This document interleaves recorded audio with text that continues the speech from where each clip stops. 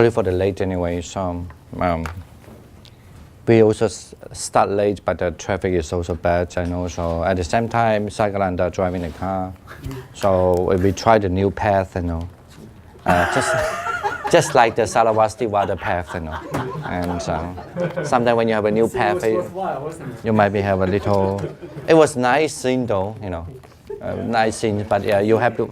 We have these eyes, rupa, lots of very nice rupa. Rupa distraction. Rupa distraction. And you guys are here, just close your eyes and do your visualization. So, okay. All right. Actually, today's class is very big. I don't even know how to begin. But I think I don't even know how to begin because. But you can have a rough idea, you can have a more detailed idea. And just now I want to check also one thing I was not very clear, but that's funny that even the computer is trying to act up with me because when I try to open the document file and then my mouse, the pointer will become like this, turning wheel, like a Dharma Chakra, okay, all the time. So I try to learn how to force to quick it, and at last I figure out a little bit. Anyway, I just close up because I want to check one thing. But okay, I guess we might have a question about what we are reading, and then. But I think it's important at least we have the idea what we are studying, and for the practical reasons. Okay, but of course when you're going to read books about Saravastivada or even Abhidharma in general, maybe people mostly trying to introduce you in terms of the philosophical. But I'm not here to say that philosophical is not important. But in Abhidharma, actually, some people think that study Abhidharma is like study philosophy, like a Buddhist philosophy. Sometimes we like to translate Abhidharma as like a Buddhist psychology too, right? But when we translate the word Abhidharma as a Buddhist psychology, just for the sake of people to understand, have some idea, means we are actually highly analyzing about the mental aspect of the teachings, of the Buddha teachings. And then, but that definitely cannot be restricted, the understanding of Abhidharma. I guess, and we must also understand, especially in the Chinese, when I say Chinese, mean the Saravastivada system of the Abhidharma. One of the texts called is, in Chinese is called Yi Men Lun, okay. Ji Yi Men Lun. Actually, it's, I think it's called Pariyaya, something like Pariyaya Skanda, the Abhidharma. So the word Yi Men, I will give you some idea also. Because sometimes when we study, even the Chinese, they don't know what does it mean. When you say there's a word,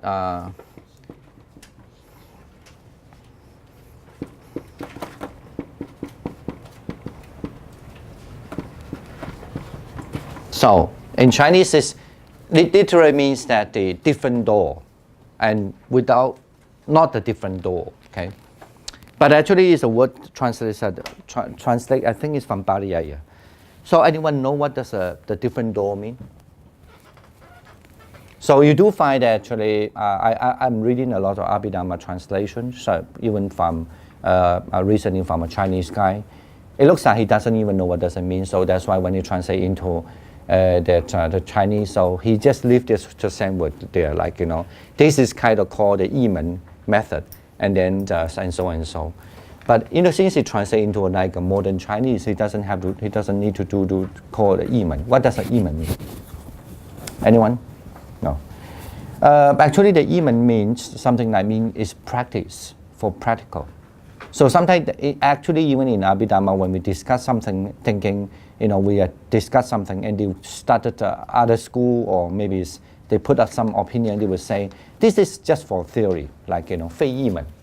So there's no comparative sense of like which is better or not.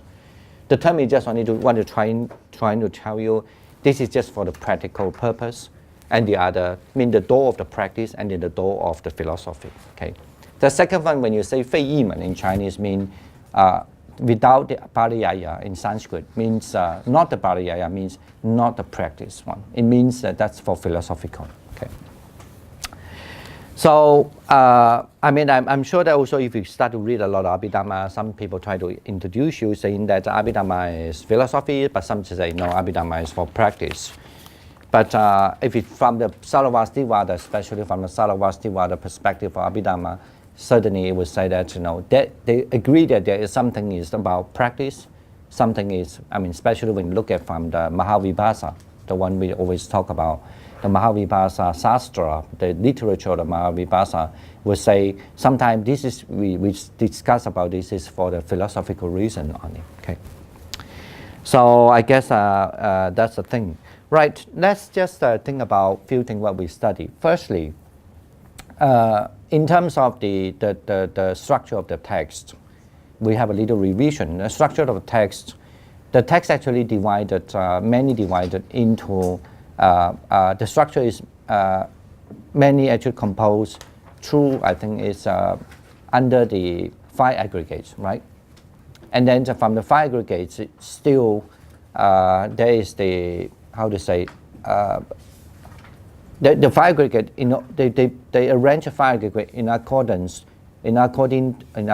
to this the 4 what we call it the 5 what we call 5 classes, right? Remember that, right?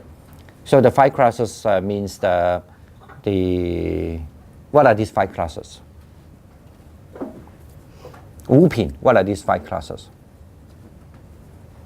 Okay, you know what is 5 aggregates, right? Yeah, the skandhas. Yeah, the 5 skandhas, and it's arranged the 5 aggregates is arranged in according to the 5 classes. What are these 5 classes? Dukkha. No. How can we become a dukkha start? It's not 4 noble truths, okay? Matter, feeling, perception, formation, and consciousness. Huh? Matter, feeling, perception. No, that's the 5 aggregates, right? Oh. But in according to the 5 classes.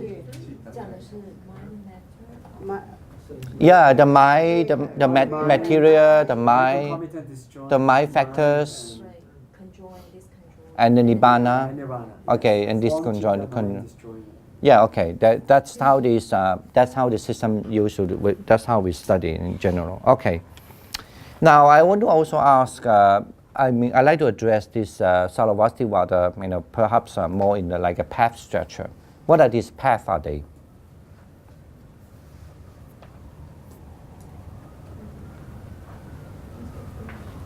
It's bhavana. No. Where everybody looking at some standing at the table, some looking at the paper, and what? No. Tell me anything you know about the path structure. Is that path of the equipment, path of the 资粮道，bhavana. 资粮道、加行道、见道、修道、这行道。是这个意思吗？ 5. No, I'm confused. Okay, then you know that's the path of the path of marriage, right? I don't know. Equipment. They- Oh, they- equipment是 No, that's the marriage, right? Marriage. 那个我今天什么都没干。 The first one is the path of the marriage, right? Yeah. The marriage, or you could say the punya bhagiya, mean the path leading to the marriage, right? And then the path of what? Equipment. Yeah, the path of equipment. Sometimes we say application also. application. And then the path of, yeah, you could say it's fine. At least there's something. The path of seeing, and then or sometimes we translate path of vision, and then Yeah. and the path of what? Cultivation. The cultivation, and then the last one. Nirvana. Fruits. No, the path of non-learner. None. Oh, non-learner. 无学道。 Oh, okay, 对，无问。 Okay. Anyone have the idea what are they? No. I'm not sure whether you know what are these. When you say the path of leading to the marriage means that is almost like the marriage you have, you know, so in order to practice, right? And then from there, after the path of marriage, so you have this called the path of the application, right? Actually, the path of application is divided into two. One is the leading to this liberation, and then the other one is leading to this. Actually, the way that they say it's liberation, and other one is called leading to this discernment. Okay. Okay. And then the one is after that. So you have the path of vision, the path of practice, the path of the not the vision. What do you call? 见道修道, the path of practice. I don't know what we translate is the path of cultivation, and then the last one is called the asiksha, means the path of non-learner. Okay, another words mean one path is about the foundation you need, that you need to have a marriage, right? And then the second is that you must have the path that we're helping you to develop the liberation, right? And then now, after when you have those foundations are helping you to develop the liberation, and then you will have the path which is actually leading you to almost come to like truly understand the Four Noble Truths. Okay. All right. So from there, so you practice, then by understand you are trying to what do you call that one? Yeah, enhance or strengthen the system. And then you become to come to almost come to the path to lead into the vision. And after when you again after attending of the path of vision means you attend the first, you become the first noble person. That means the Sotapanna, the stream enterer, and then the rest of the path is called the path of cultivation, right? So in other words, mean the path of cultivation you are develop almost the same thing you could be, but you could develop some other thing as well. And then cultivation is different thing, so that then ultimately you will reach the path of arahantship. So that's called the path of non-learner. Okay, right? Any idea? Any question? Huh? Can you repeat the second path? Second part. Path of application? Maybe I will just give you a little chart. That's discernment in wisdom, Anya? Yeah, it is nibbeda. Nibbeda actually means leading you to the nibbana. Moksha means the liberation, right? And let me see.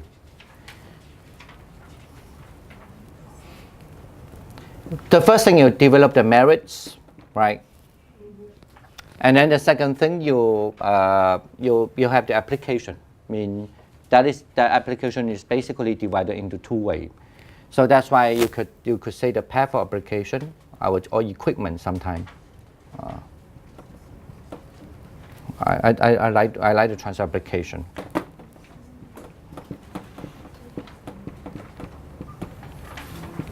So to be precise, when you say the application, so there are two of the application. The first step you need to develop in order to reach this liberation. Okay. In other words, you start to realize that by practicing, you start to realize there's a liberation can be taken place. And then that's another one that you'll be go to. The what we call the nibbeda. Okay. How to I don't know how to translate the nibbeda. Huh. So in other words, mean I need to look at the translator. So in other words, mean that's one that you start to lead to you to practice the Four Noble Truths because you can discern very well. It's kind of perfect. It's kind of like discernment. You have a strong discernment, and this discernment is completely restricted to the Four Noble Truths. Okay, discernment of the Four Noble Truths, and then you will have this so-called.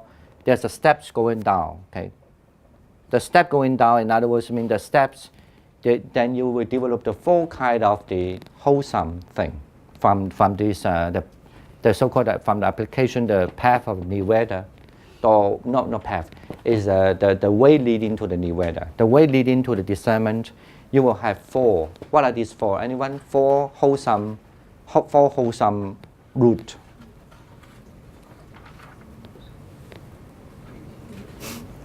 Okay, if we don't remember the four wholesome root, let me just draw this again. The four wholesome root will lead you to go to the path called the path of vision. That means you become a stream enterer. Okay, when the moment you are in a vision, means you become a stream enterer.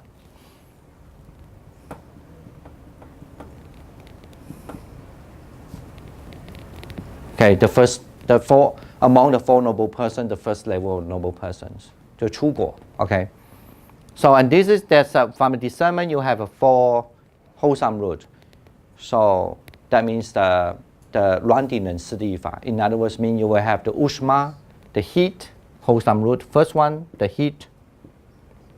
And the second one, the summit.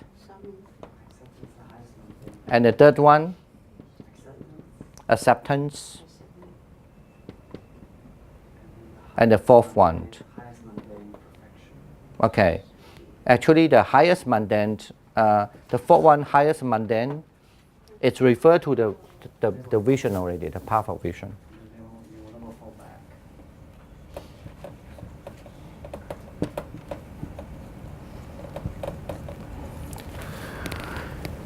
Highest mundane dharma. All right, and then you have the next one. After this, somebody who attend the stream maintenance.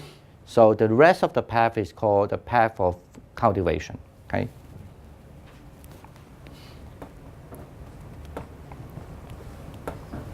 From the path of cultivation, the last one, it will be what that means. The people who are in after stream maintenance, so they want to cultivate again and again to become the so-called the once returner and non-returner, up to the point that they become arahant. So when they become the arahant, that will be then he will reach the ultimate, the goal of the Buddhist practice, mean the non, what we call the non-learner, right?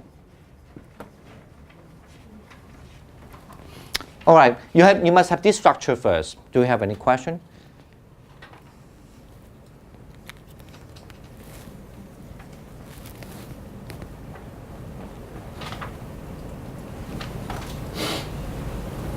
Okay, now first you must have clear about the structure because we're going to talk more detail now.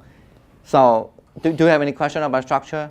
In other words, I need to repeat again, you must have the marriage first according to the path structure.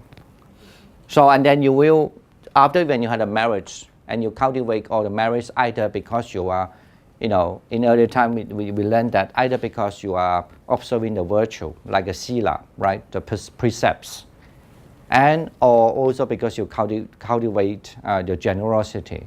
But of course, the generosity can many ways.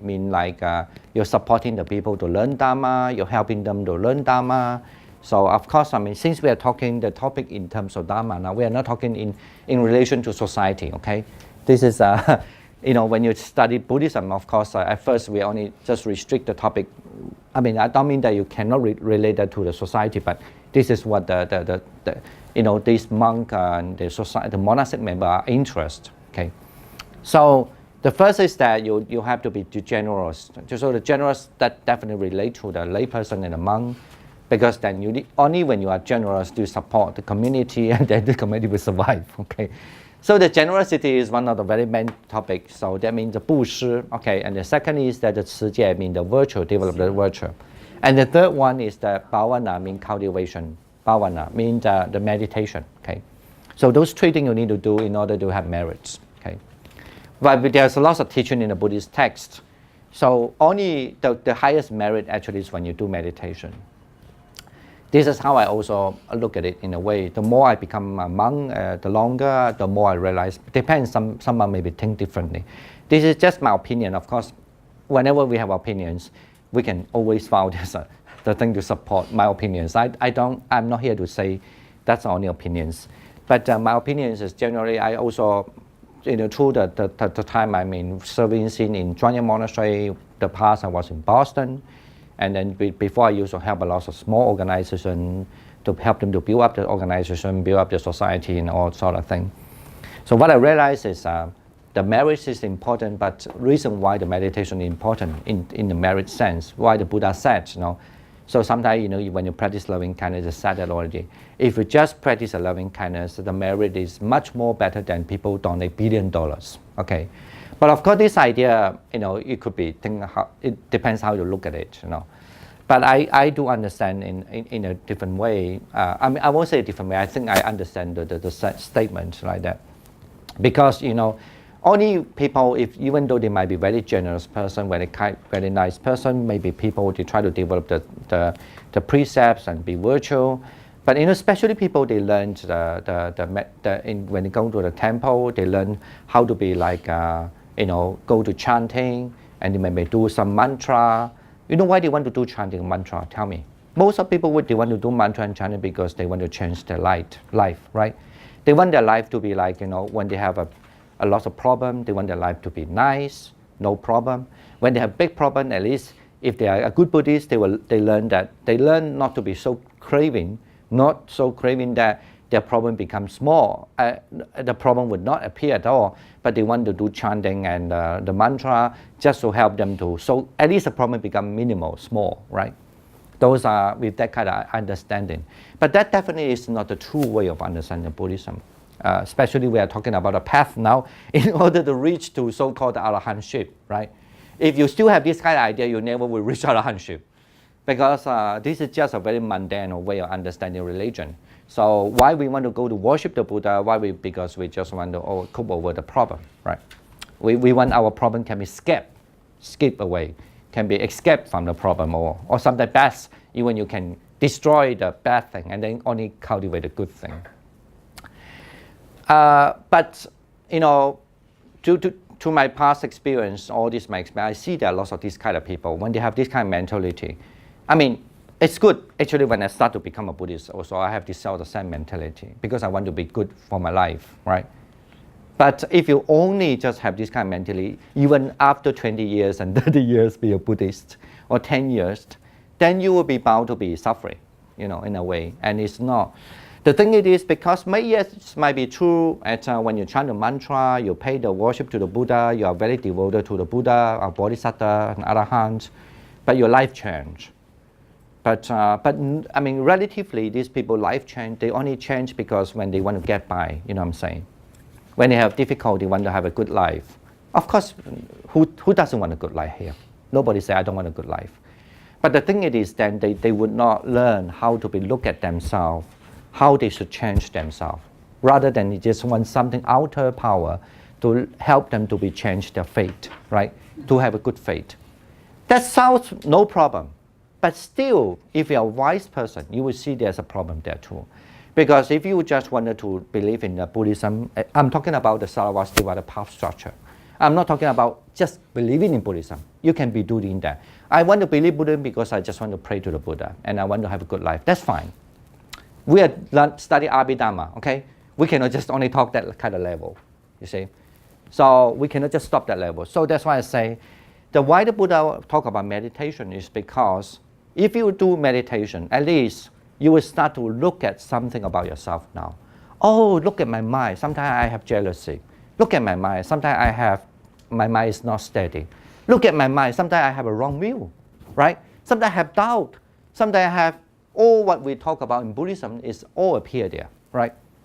So, and this doesn't sound like something, if you have wrong idea about what Buddhism is, ultimately, and then that's the reason why people don't want to do meditation also.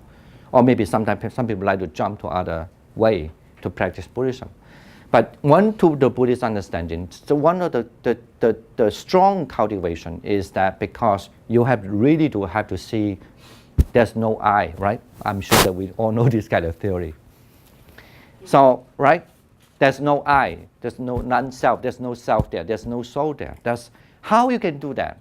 Of course, through what the path thing to give you the way to look at it, so that you become a saint, right? All right, that's the reason why the marriage in Buddhism. So that's why I always say, even though you might be generous, you might be cultivate the precepts, like you try to be a good person, but the meditation is still very, very important. Because only when you meditation, you have to be confronted yourself, right? You confronted yourself. You know, when your mind is not steady, you know you are not steady. So, and of course, that even itself is not enough. Why I want to say that? I know that even in some of the meditation center, it happens that people do meditations, their minds cannot confront themselves because they've been in the area for so long.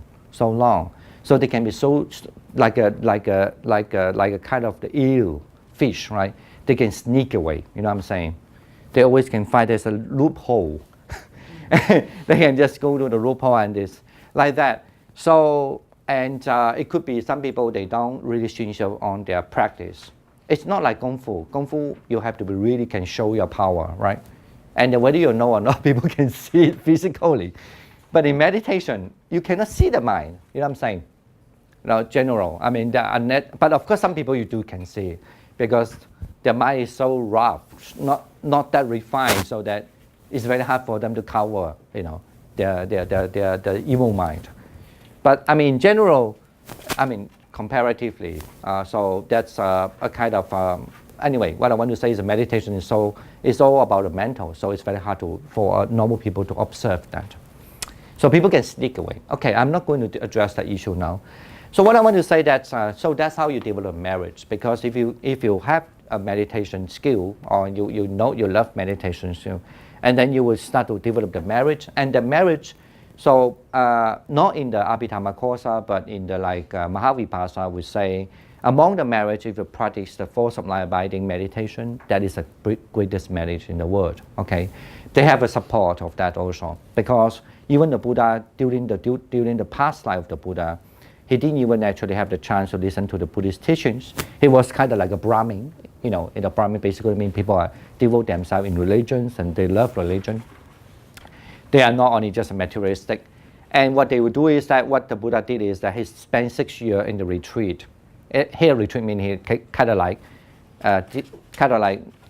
he was a kind of minister to the king, and he was so kind of like he was the advisor of the king. His father was a very famous the so-called religious advisor to the king.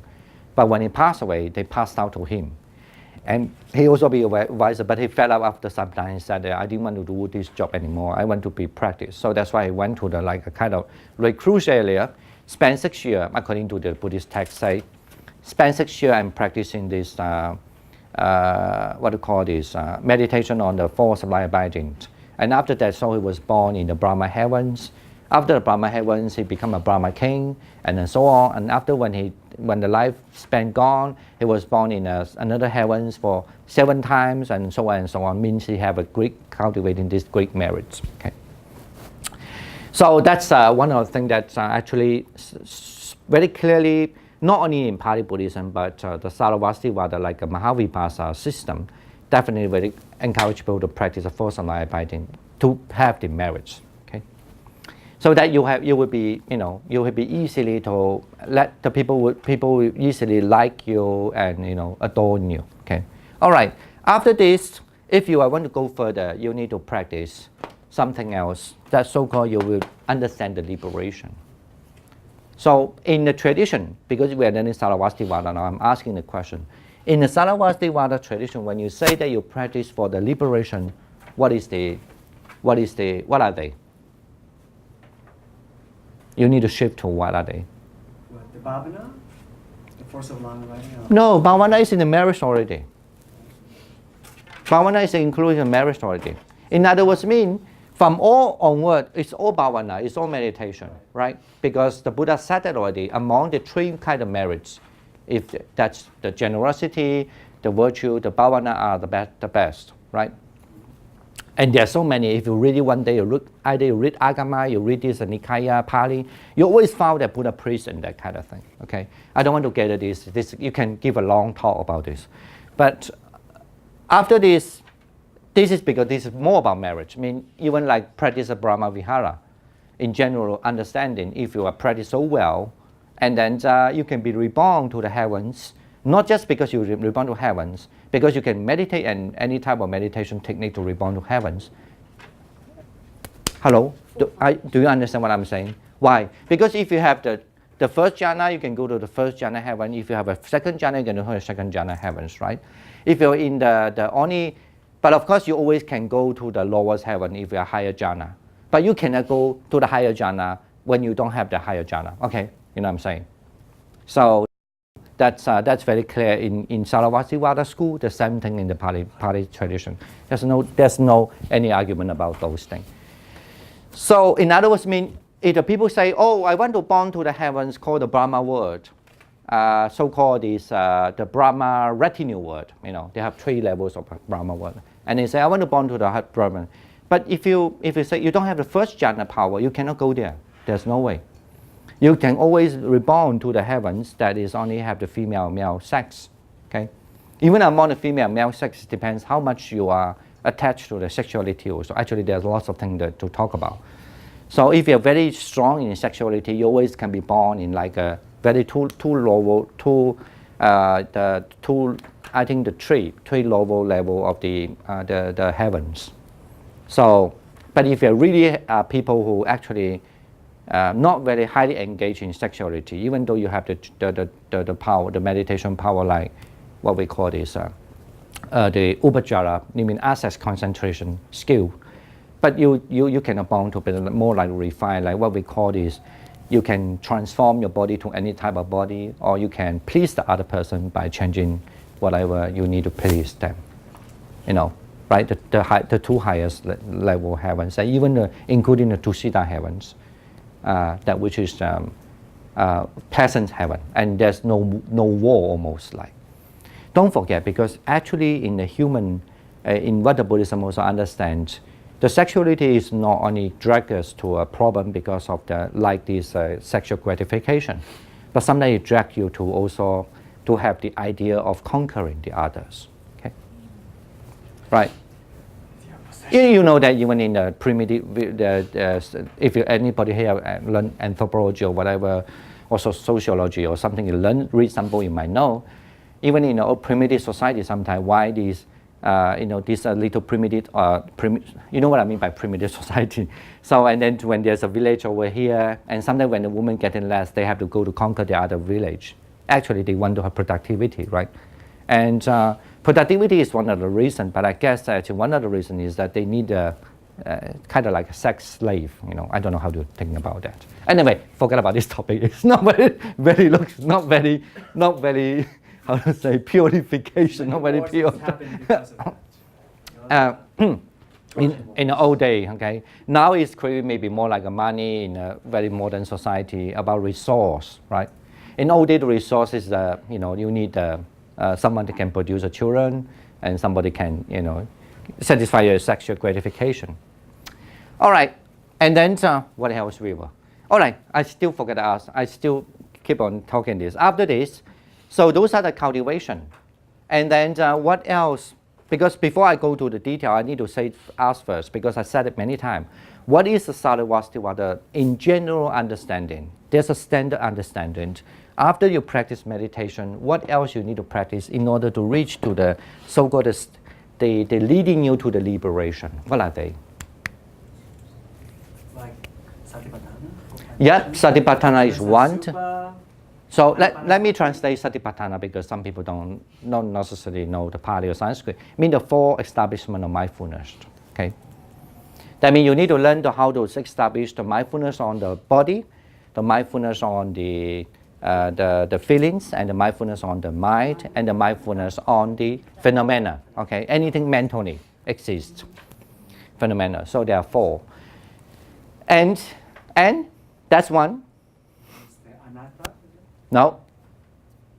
Of course, the anatta we need to realize. I don't mean there's no such a thing. But so Anapanasati is part of the Satipatthana, right?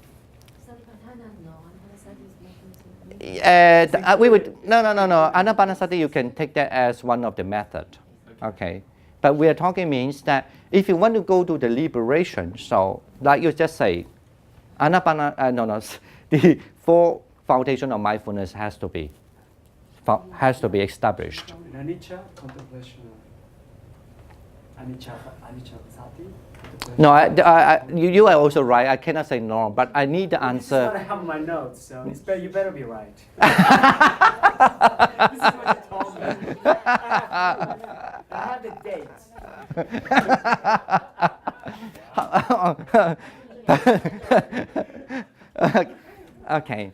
Okay, I'll give you one hint. Remember that you need to observe 3 things.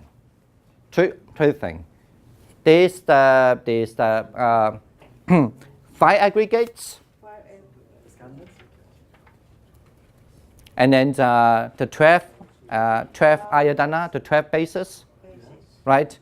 Sometimes you can understand the 18 dhatu, or sometimes we translate bases too. Or you can, or you could say the 6.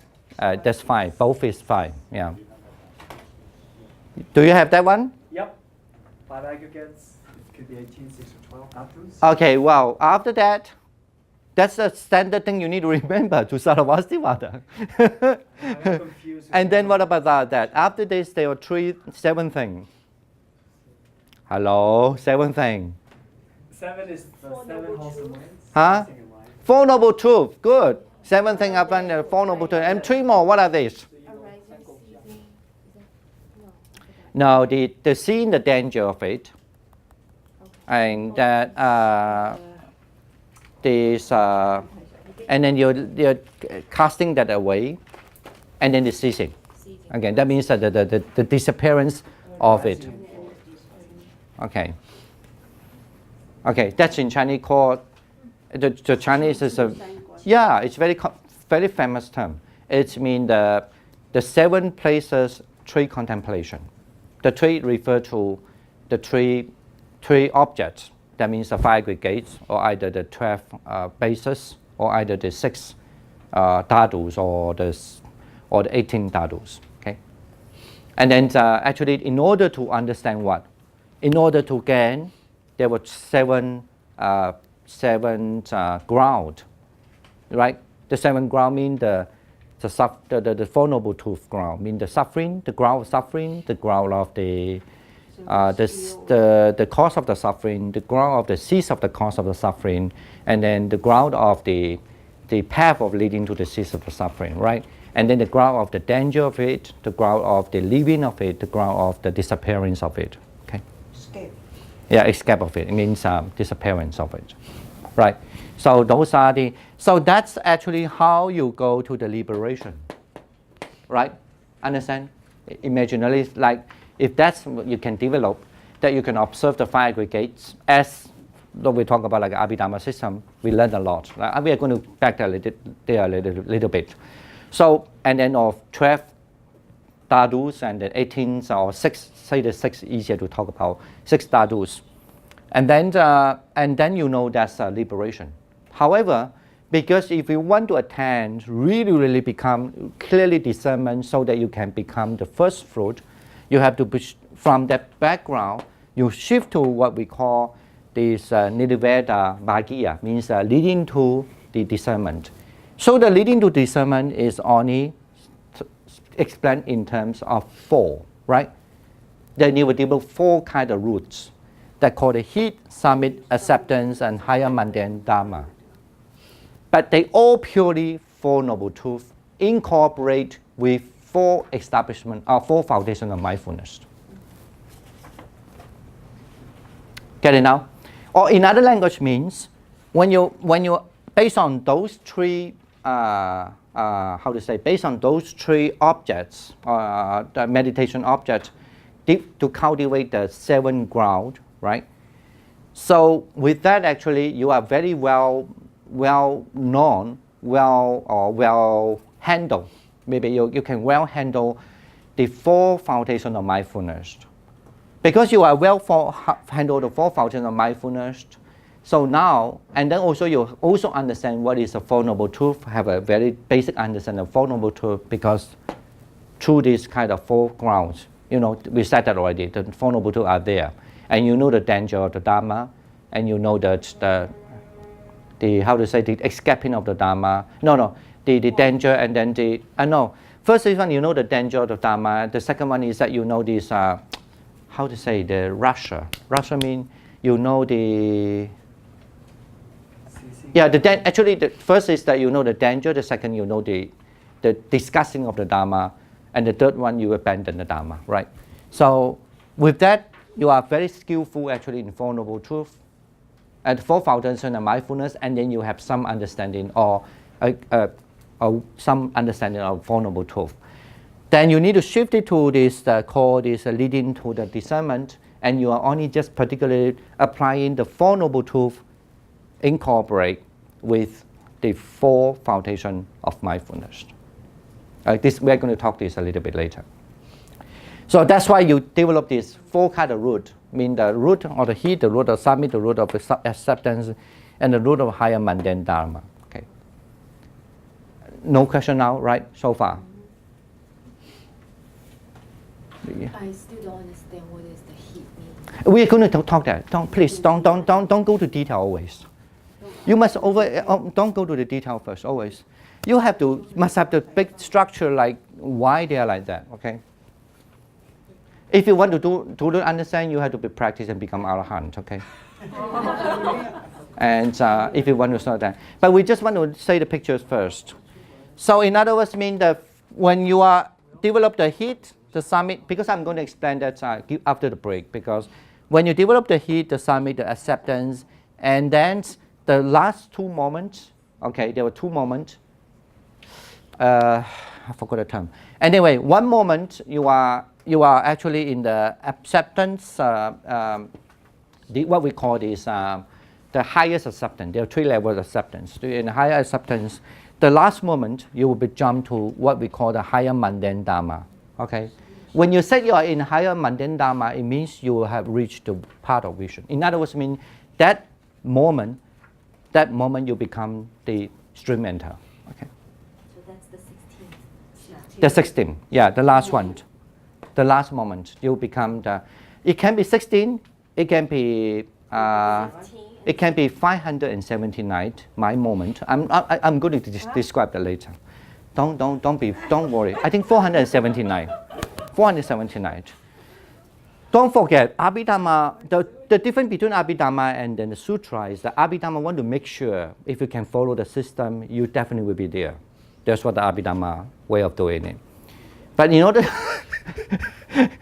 in order to be that way, everything had to be precise, and they have a developed to the old Greek master, of course, believing that all these past arahants, they have kind of like come to come to the conclusion that that's the way. But it doesn't mean that the other way don't work in. Please don't take that way. Because if you really read Abhidharma, they say that very clearly. Some of the thing is not included in the system, but only include, but sometimes can be advised by some teacher, they want to add it inside. And sometimes they will say, even within that system that work in now, but they will put it in a more like a small system. They are not interested to talk about a small system because they, you know what I'm saying? Just imagine that like they're in the area when they were little child. They are not interested in a small detail. A small system, oh, you can attend Arahant, okay, fine, you know. They are not. They are interested in very, very subtle detail. That's what we study here. Okay. And once you attend the visions, now I need to repeat again. So it means a person has to be stream enterer. But a bodhisattva not necessarily be a stream enterer because they said that in the Mahavipassa also. Then the bodhisattva will enter this kind of system, but they will attend the same thing called the niyama. Okay?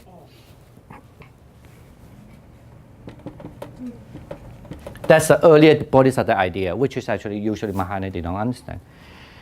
Sometimes niyama we translate that as actually niyama the term it means flow to one side, one direction. So, but Chinese usually translate as 正心离身, okay. And there's a lot of study for that also, but I'm not going to say here. Okay. So the actual Buddha used the word niyama instead of bodhisattva, that his former life he was a bodhisattva or nimaya? I don't know. We don't have that resource, but we only know that this is how this school, Saravasivada, try to explain. Because when I'm going to explain what is acceptance, they will say that. You know, those who are studied Mahayana before, they know there's a term called acceptance, learn. Okay. They always know this term. 无生法忍啊, 什么忍地啊, 什么忍啊, 什么忍啊, oh, they definitely know this term, acceptance. But the learn is not, people, of course, the Chinese people, sometimes if they don't know the original Sanskrit term, they take this term as the shanti, the 忍辱波罗蜜 is different term. Okay. This is not the shanti, 不是忍辱波罗蜜的人, it's a different term. No, sorry. Sorry, I have to say it's the same term, but it's just on a different definition. So, the learn, what I want to say is that, anyway, well, I need to skip that away. I just want to say that according to the Sarvastivada school, and if the bodhisattva, so they have to be attained. There's a statement say that, but this is a big study. I'm not expert on that, but I just want to say the big study. So the statement say that they will only the last moment is true, and then they will enter the stream enter the vision. They don't say they enter the stream enter. They will be always have the vision. So that's how they attain this niyama for the bodhisattva. Okay. In other words, mean the word niyama, you can say for the arahant, not arahant, for people who follow arahantship, they also follow it. For people who follow the bodhisattva path, they also follow it. Okay. But it's very clear, usually niyama is only referred to the bodhisattva, but sometimes the term also can refer to people who attain the stream enter also. Okay. All right. So when people who attain the stream enter as, because this is a big topic to talk, but and so why you can use it both names, but because this means that you will not fall back, you always go to one direction. So when someone who go to stream enterers, then the next path is called the cultivation path. That I repeat it again. So I'm going to ask you later. Okay, it means cultivation. The path of cultivation only for people who have attained the stream enter, or you can say who has attained the niyama. That's also both is the correct answer. Okay. So and then they would for the because Sarvastivada is a in Chinese way of saying called the Hinayana school, means Sravakayana school. Okay, the school of the hearing. So the school of the hearing. So of course that maintain is to cultivate how you become the second fruit, the third fruit, and the fourth. So the fourth one. That means when you reach the arahantship, that way you reach the last path called the path non-arena. So you have fulfilling whole the path system. Okay. All right. Any questions here first? And then we have to give you just a 5 minutes break. Any? No? Okay. No, I think the 5 minutes. Don't talk and just if you want to go to loo. Restaurant, go to restaurant. I don't know whether you have something to bite. You want to drink something. Yeah, we should. Okay, and then I'm going to explain what are these for. Okay, right. Good. 5 minutes.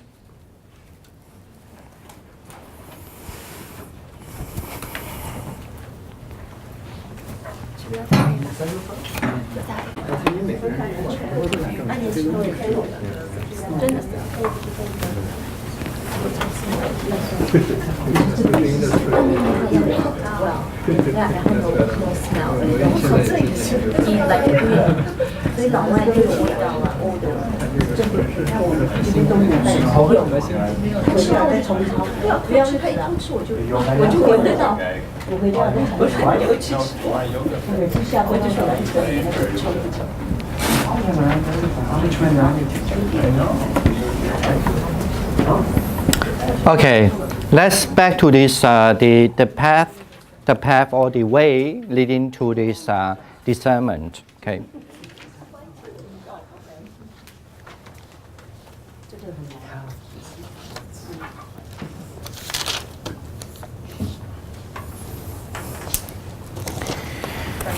Actually, I mean, there's a complexity of this, but if anyone have the notes about the Four Noble Truths, right? And then this is how you begin to learn first. The Four Noble Truths, and the Four Noble Truths has the 16 aspects of the Four Noble Truths. Remember that? Mm-hmm. Yeah. The 16 aspects of Four Noble Truths. And, but even though you don't necessarily remember what I think. But say that the first one is the truth of suffering, right? There are 4 aspects of it. And then the truth of the cause of the suffering, there are 4 aspects of it. And another 4 have 4 aspects of it, and the 4 aspects of it. Say the truth of suffering. So now we are addressing this issue now in terms of the path. It's after when the people are so good at the 4 foundation of mindfulness. Okay. So in other words, mean what is mean the 4 elements, and what is the second element, like the ears, the nose. That's the basic thing. At least you know. The ears is so comprises of the 4 elements: the nose, the tongue, the body, and then your eyes are composed of. That's called the secondary elements. You know the Sarvastivada don't have as much as list as the Pali system. So and then when you look back, that's what we studied in the past. Okay, so the first that you know the four elements, how they are heat, they are cold, they are hard, they are soft, and all sort of thing. And then but it also happens in ears and eyes and nose and so on, right? And then you also understand that they have a function of it. It's like kind of like you know. So even in the eyes, very moment when you see something, so you could have the eyes and the object. That's what we call the 12 bases, right? You understand the 12 bases. And the eyes and as an earth element, as the material, and the object, what you see is also material, right? But when the two material contact together, so and then you will have the so-called the eye consciousness, and that is the mental part. And the mental part included, when you do a meditation, you understand the mental part included your feelings, included your mind quality, and included your mind functioning, your mind, your progression of your mind, and as well as your awareness itself as a consciousness, right? So this is how you understand very well about fire aggregates. This is not language, but you just know. Okay, now I can feel it, now I can see it, now I can aware it, now I can know what is happening. Now I know the cause and effect of it. Why I want to see this, why I don't see that, right? Because you open your eyes, you can see many things, but why I can see this, I don't see that? It's because your mind, there's a process going on that will motivate you, that you need to also see this and that. For example, if I'm coming to the room, my idea was thinking about, I don't know whether you are all fall asleep or were doing meditation or how many people going to attend to their class, right? I come in, actually I didn't see anything. I just see all of you, you know what I'm saying, right? But even next day, if somebody told me, Dhammadipa, come in, I give you the most precious pictures that worth $1 billion. I don't see you, tell me, you know. So, right? And all the way I come up, and then from the lift, when I take the lift and come up and open the came inside, you all say, oh, Dhammadipa, how are you? I I didn't see all of you. I just see, where is the $1 billion pictures, right? Right? So anyway, I want to say that that's how you know the mind progression. In a way, mean this is how you understand fire aggregates. This is how you understand there's an object, and then the object of your eyes, and object of the object for the ears, and the object for the ears, and so on. And then you also understand there's a space between them. Okay, that's what we call the 16 dhadus. 6 dhadus, so not 16. All right. So when you're very good at this already, and then of course that by the time when you meditate, you certainly will start to see things is not only just arise, but the thing will be changing. Okay, there's a process changing, like the mind change from one step to another step, the feeling change from one step to another step, and your mind and body change, because if your mind want to think this is not heat, but this is cold, it changes cold, and then you want to think this is not hot, but this is just hard, and you change it to be hardness, right? But this is not the wind element, but this should be the water element, it changes to a water element. So you see that your mind could actually motivate the body change in the change the material. At the same time, actually the material also change your mind too. Because if you just see this is hardness, your mind will understand as a hardness. All right, am I right? What do I mean?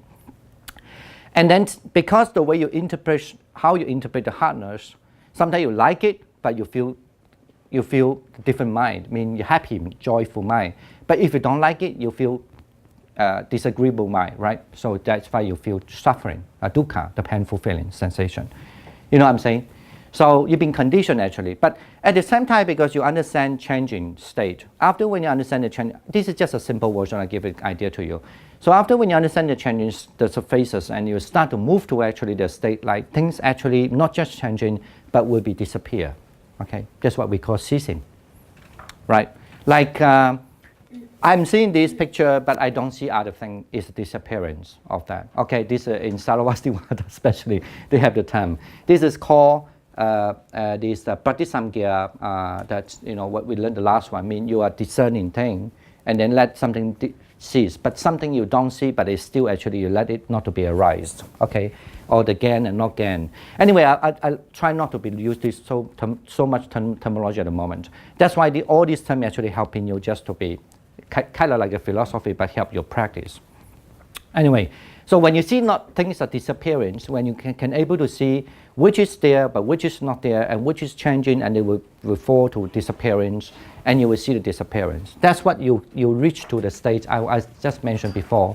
Mean you understand also some kind of defilement comes to you. You know the craving, for example, always there. And it's horrible because it can make you not to see the people, but you're only looking for the pictures, right? When the people say, hi, Dhammadipa, you didn't hear, you didn't see, but where is the pictures, right? So like that. So, and then you, after that, you feel repulse. I say repulse. Repulse, sorry. You feel repulse about, repulse, I don't know, repulse about two or what in English. Anyway, you feel disgusting, right? Repugnant. Yeah, thank you. There's a repugnance come along. You feel disgusting about your craving that caused you this. Actually, that has to do with the mind quality. Is mean you are, because of craving, so your mind, the quality of the mind is in no shame, no, right, okay, what we call no, no shame and no, how to translate in English? 就惭愧嘛, Chinese. No regret, yeah, thank you. No shame and no regret. I think it's not a good translation, but you know what I mean by that. And then also, you know, your mind is still not very focused also, because it must also has to do with this, what we call without awareness. It means ignorance there. Okay, so this is why then you start to see everything you cease. Okay, what you see is not what you see, but you see things as cease. Okay, perhaps according to a certain school, that might be fine. But I'm talking Sarvastivada now. But to Sarvastivada, this is just mean you reach the state what I just mentioned, that you are just leading yourself towards the liberation. But if you want to become strong in discernment, and then in order to develop the 4 kind of roots, and then you have to use this kind of power of meditation. In other words, I mean that you cannot go away from the 4 foundations of mindfulness, right? What I talked about just now is all 4 foundations of mindfulness. When you know your mind, what happening is the mind. When you know something going on, what is affecting you, it means the Dhamma, right? Whatever that's with the body means the body, the foundation of body. Whatever about the feelings, foundation of feelings. So that's always there. So when you are very good at it that time, and then you need, this is unique in Sarvastivada, okay? It's not in any other school. But of course, Yogacara school also follow this later. But I'm saying not in like other so-called Theravada, definitely not in the Pali school, okay? So, and then you develop the heat. The heat actually means that you have to be learning to first to use the 3 of the foundation, like the body, the feelings, and then the mind, and then you have to use the lens. In other words, you have to use this, just only observe the 4 Noble Truths.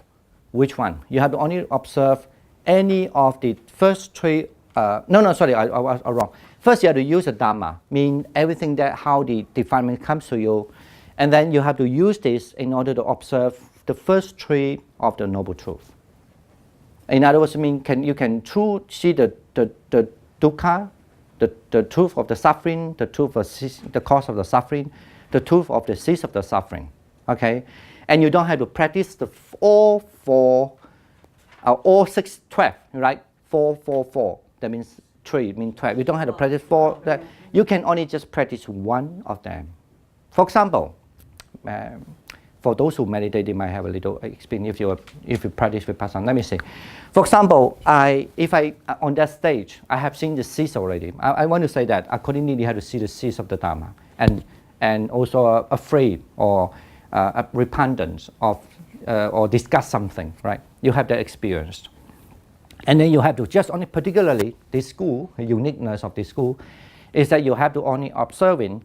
That's, for example, like I have to pick up the object. The object is, when I say Dhamma, means the object is in the mind. Like, okay, yesterday I was very angry, okay, for something. So I had to pick up that anger for something, and then from that something, because of the anger, it caused me so suffering.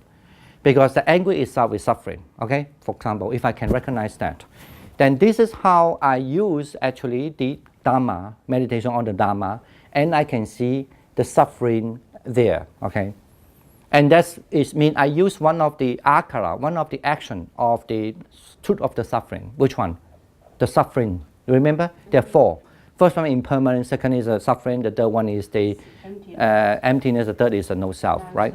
So, and you know that, then you just on observing that, then you do this, and then now you can just meditate on the second, that means the cease of the suffering, okay? Then you see that if I don't angry, then say that if I see the cause of the suffering is because I attach to something or my view, maybe I am holding some other idea, that's why I get angry, right?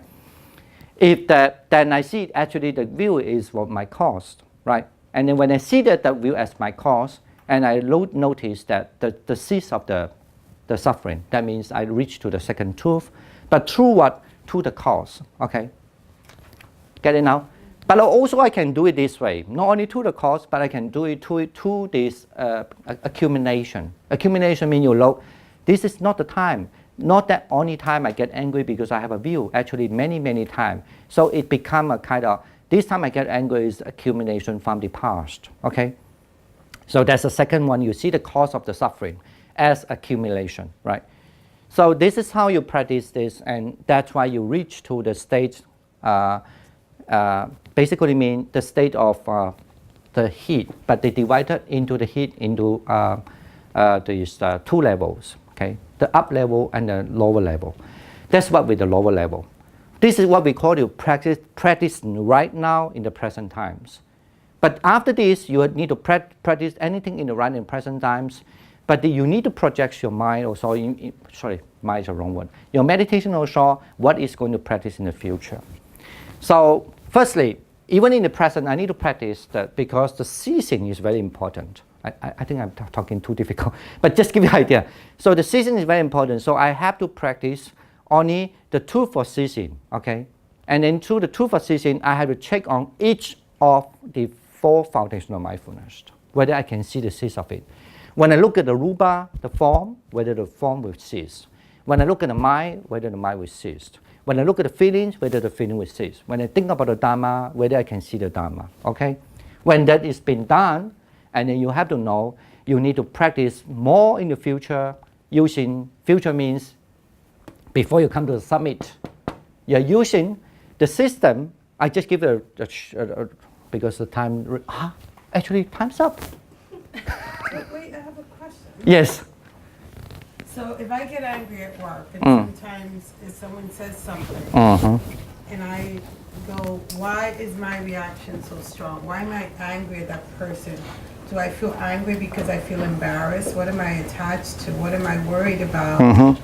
So is that the correct sort of thinking? And then when I start doing that, my anger sort of goes away, eases, because I'm sort of looking within myself and saying, you know, why are you angry? What's the point? Why did you get upset with that person? And I find that, yes, it does help for the future because I look at that person and say, well, you know what? I'm not going to be as attached to the reason why I got angry in the first place.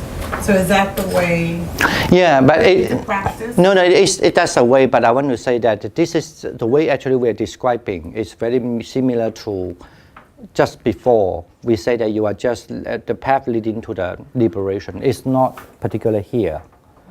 But when I give, because I think people get when they don't have this experience, it's very hard. Concrete examples. No, that's a concrete example. But I want to say, but you know, you cannot just observe one example, right?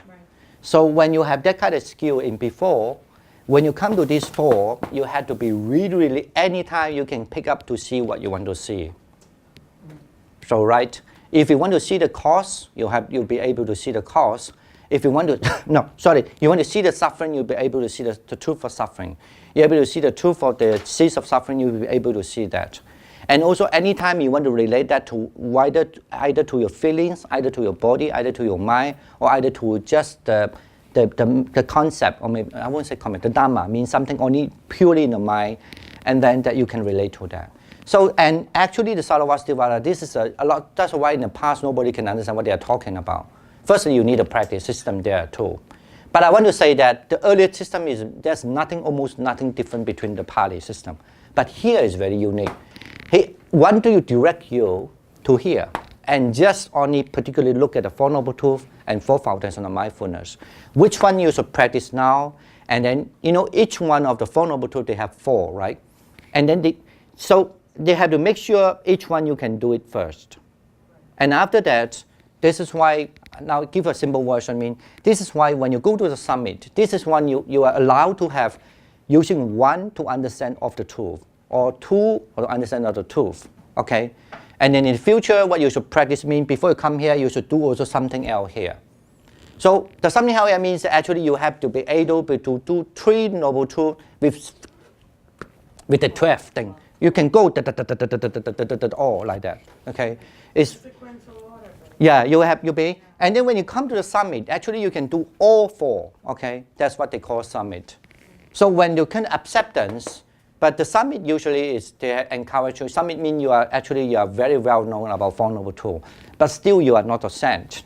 You have to go to acceptance. It's a big topic here. So that's why I divide it into the lower level acceptance, the middle level acceptance. From the middle level acceptance, maybe I should leave in the next class, means that you have to really run how many, cut this off, cut that off, put this aside up to the last 2 moments. You only know the truth of the suffering through the truth, to the impermanence. But to the impermanence is only for some people. But some people who are not this kind of people, they have advice. For people who are very proud, they have a way. That's why they so become very big system there. If you are, because you practice meditation for this up to this stage, definitely you know what kind of person you are. You may be a craving person, or maybe opinion person, maybe you are the pride person. So from there you need to check on this, and then they teach you how to go 1, 1, 1, 1, 1, 1, 1. So you have to go. I think is remember. I don't know whether I did write it here, but I think it's because I always forget the number. But I think you had to go. Just give me 1 thing to say. I did write here.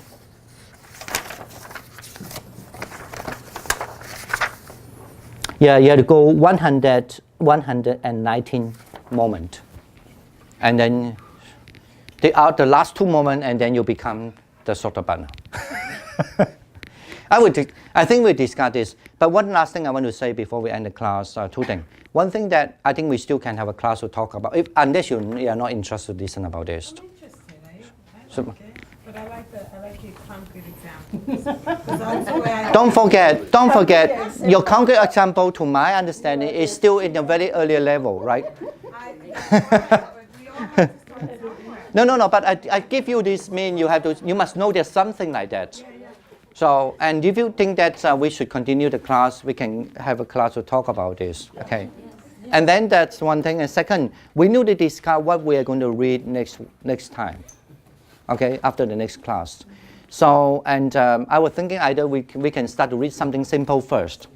Always what we do is have something very bulky and headache, and then after some time we might have something like more freely, but depends what you mean by easier.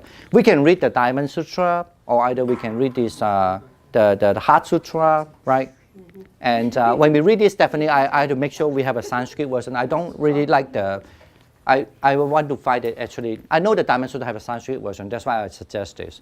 If you want to reread any sutra, please try to find something that have the original language, but not Tibetan. My Tibetan is completely awful, so I cannot read that. Wasn't all that So, sentence first read in Chinese, then translate to Sanskrit, and then translate back to Chinese? No. History? Actually, Heart Sutra? sometimes it's like that. You have to understand, that might be a different argument. But if you only read Chinese, if you don't read Sanskrit, something doesn't make sense. Okay. And of course, there are many great masters in the past, they do commentary, they all, because they have a good teacher to teach them, they don't read Sanskrit, that's fine. But if you don't have a good teacher to teach them, you definitely have to know the Sanskrit, otherwise it's very hard, okay? Otherwise you have to depend on your teachers only, or the tradition, okay? All right, so we have a class, so we do a transfer marriage, and then, so I will see you after a few weeks. October 8th. Okay. May the merits generate from the listening to the great explanation of Abhidharma transferred to all the people. May the wholesome Dhamma get protected, and which may all the people eventually attain liberation. Okay, sadhu, sadhu, sadhu. Thank you.